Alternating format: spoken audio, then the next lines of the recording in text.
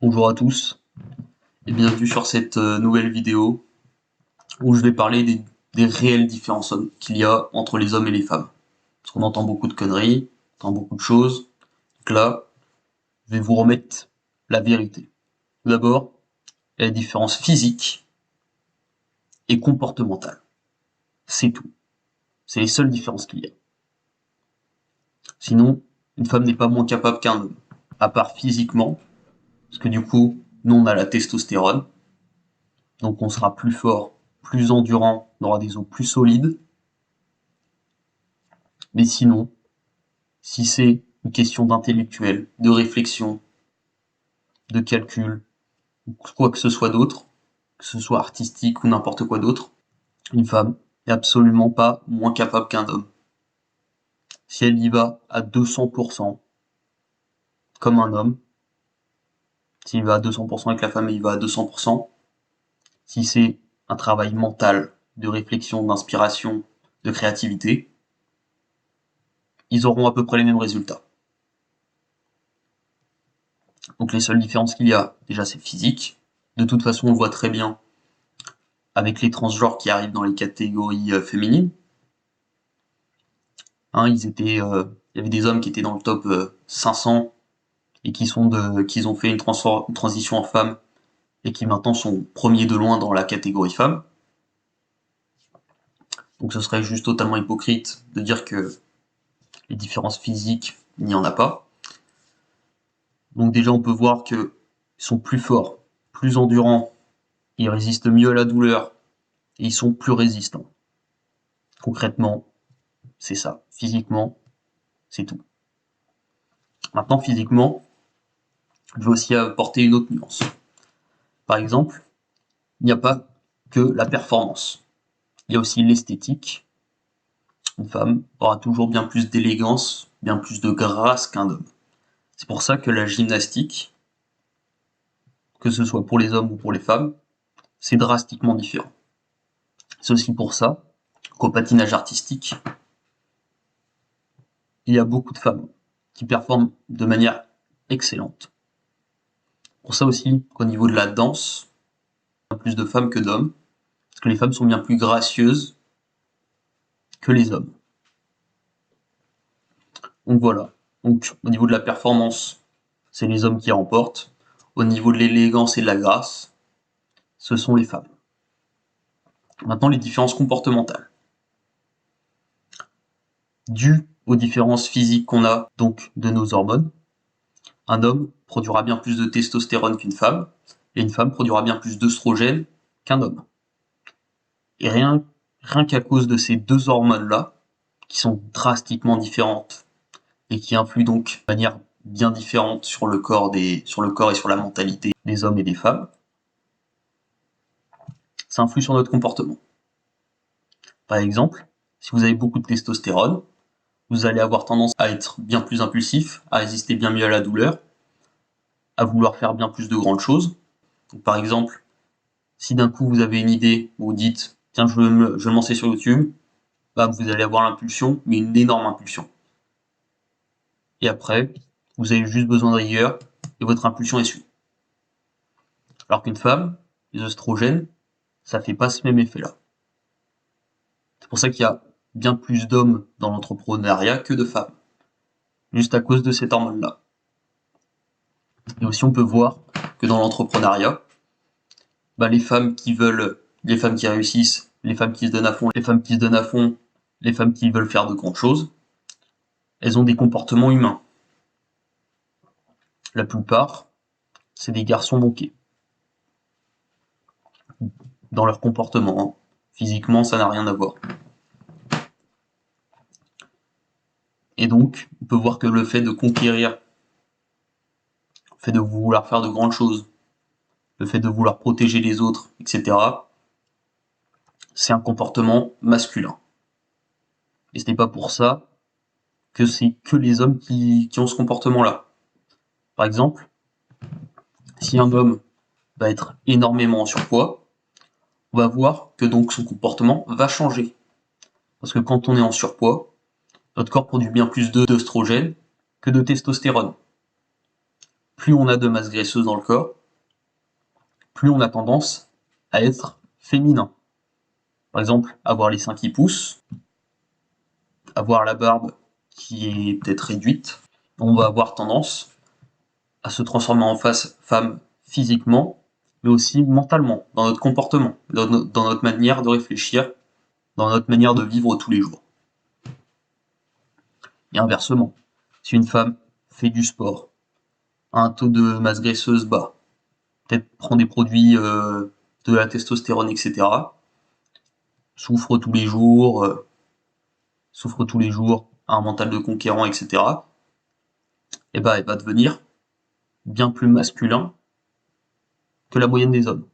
Là, je vais parler des comportements féminins, qui sont vouloir prendre soin des autres, soigner les autres, protéger les autres, un peu comme les hommes, mais de manière différente. Par exemple, on peut voir dans l'armée qu'il y a bien plus d'hommes que de femmes. Pourtant, c'est quand même une sorte de protection, c'est-à-dire protéger les autres. Par contre, on peut voir que dans les hôpitaux, dans les maisons de retraite, etc., il y a bien plus de femmes. Donc les femmes, elles auront bien plus tendance à prendre soin des autres que les hommes. C'est-à-dire les hommes préfèrent protéger que de prendre soin. On peut voir ça aussi avec le comportement maternel. Par exemple, quand une femme va faire un enfant, elle va avoir directement le sentiment maternel, de protection, de s'occuper de lui, et elle va faire bien plus attention aux petits détails. Par exemple, s'il y a un objet coupant sur la table, son instinct, il peut répondre directement. Il peut être là et se dire, il est où le bébé, avoir une capacité d'observation bien plus incroyable que celle des hommes. Parce que donc ces différences comportementales, elles influent aussi sur nos capacités. Un homme va être bien plus protecteur qu'une femme, et donc quand il va sentir un danger, il va réagir bien plus rapidement. Alors qu'une femme, ça sera plutôt la même chose, mais pour ses enfants. Pour ses enfants, pour les personnes qui sont plus faibles qu'elle. Comme par exemple les enfants, les personnes âgées, etc. Là, il réagira comme un homme, mais pour ces personnes-là. Alors qu'un homme, ça aura ce sentiment de protection pour les enfants, pour les femmes et pour les personnes âgées. Maintenant, au niveau des relations. Femmes, la plupart des femmes, donc 80% des femmes, elles voudront un homme qui est plus fort qu'elles,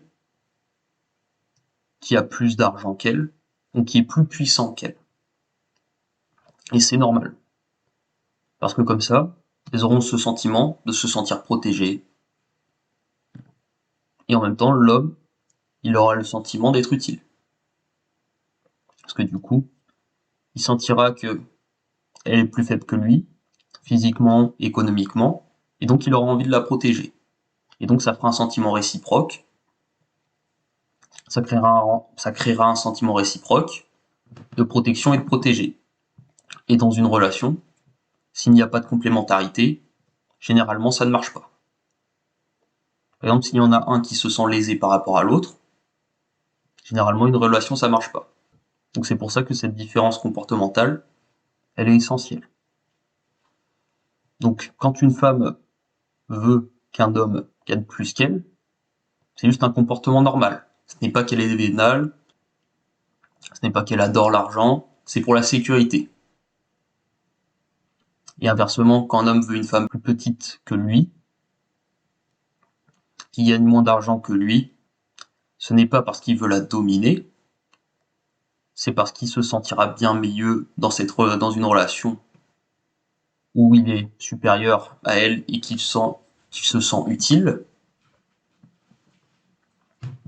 que dans une relation où la femme elle gagne plus d'argent, elle est plus forte que lui, parce que lui il se sentira lésé à côté. Dans 80% des cas. Je dirais même 90. Donc ces différences comportementales, elles sont essentielles, elles sont normales, il faut juste les comprendre et faire avec. Maintenant, je vais dire quelque chose qui va sûrement vous paraître un petit peu choquant au début, mais après je vais vous expliquer et vous allez, j'espère, comprendre. Une femme, c'est moins productif qu'un homme au travail, quand c'est question de réflexion. Pourquoi cela? Qu'une femme, avec ses règles, etc., elle a bien plus de variations d'hormones qu'un homme. Et donc, il y aura peut-être pendant un jour dans la semaine, pendant un jour dans le mois, où elle aura des règles douloureuses, où elle aura de trop grosses variations d'hormones, qui va impacter sur sa productivité, sur son comportement, et donc elle devra s'adapter à la situation. Alors qu'un homme, généralement, il n'a pas de change de fluctuation d'hormones, produit la testostérone de manière à peu près constante, et donc il n'a pas ce problème-là de devoir s'adapter. Généralement, quand il travaille, il peut travailler toujours de la même manière. Il n'y aura pas un moment où il devra s'adapter à cause de ses hormones. Donc déjà, rien qu'avec ça, les femmes, elles ont un handicap comparé aux hommes.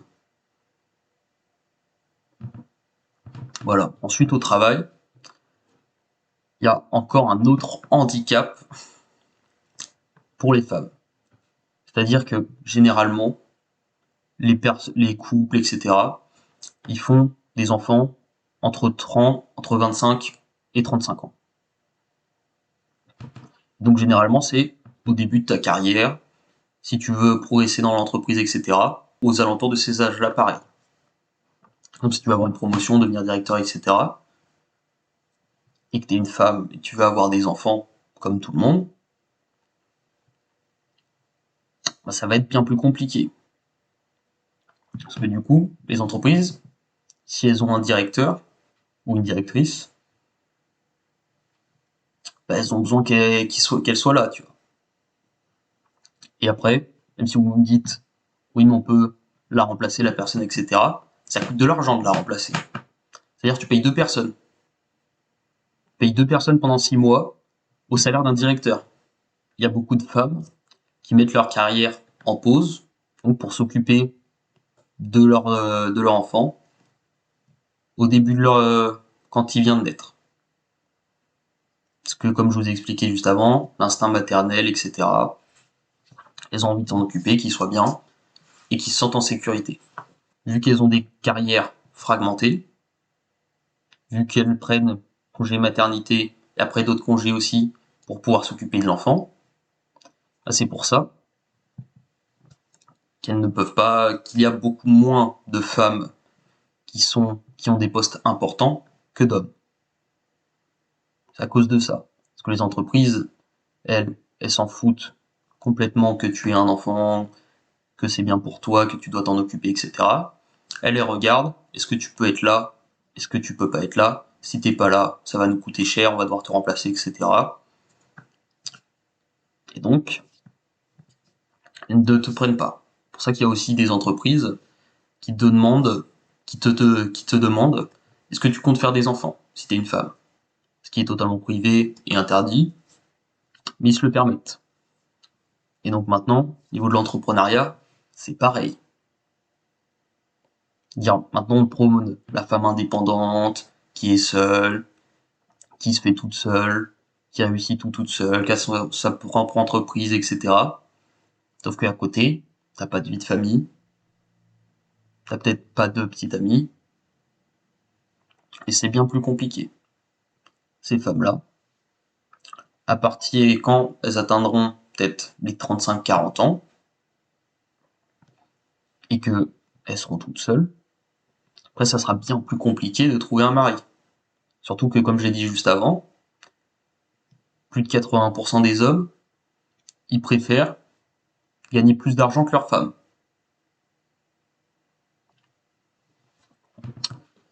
Donc, à moins que tu trouves la perle rare qui te correspond parfaitement et qui est célibataire à 40 ans, ça va être extrêmement compliqué de trouver quelqu'un.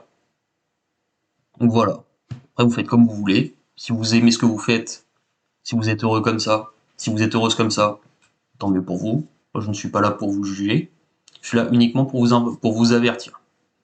Alors qu'un homme, lui, s'il est entrepreneur, il peut faire en sorte que ce soit, s'il est entrepreneur et qu'il veut un gosse, c'est pas lui qui le porte, il n'a pas l'instinct maternel, donc il peut laisser sa femme s'en occuper.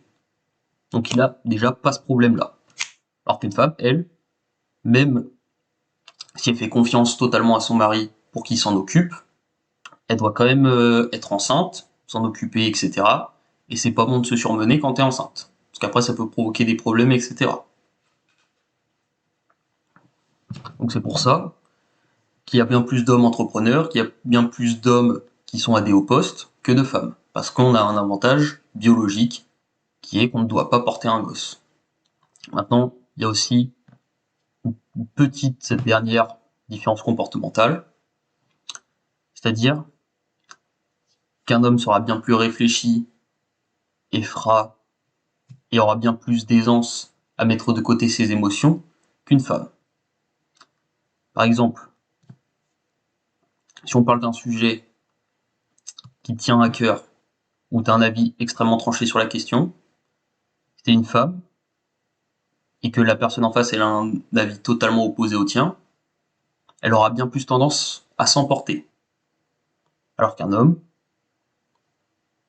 il aura bien plus de facilité à se contenir et à répondre avec lucidité à la personne. Donc voilà, c'était la dernière différence. Et sinon, toutes les autres différences qu'on vous dit, et que ce ne sont pas des différences comportementales ou physiques, elles sont fausses. C'est aussi simple que ça. Donc voilà, c'était Garcia Pines, je vous dis à la prochaine, ciao.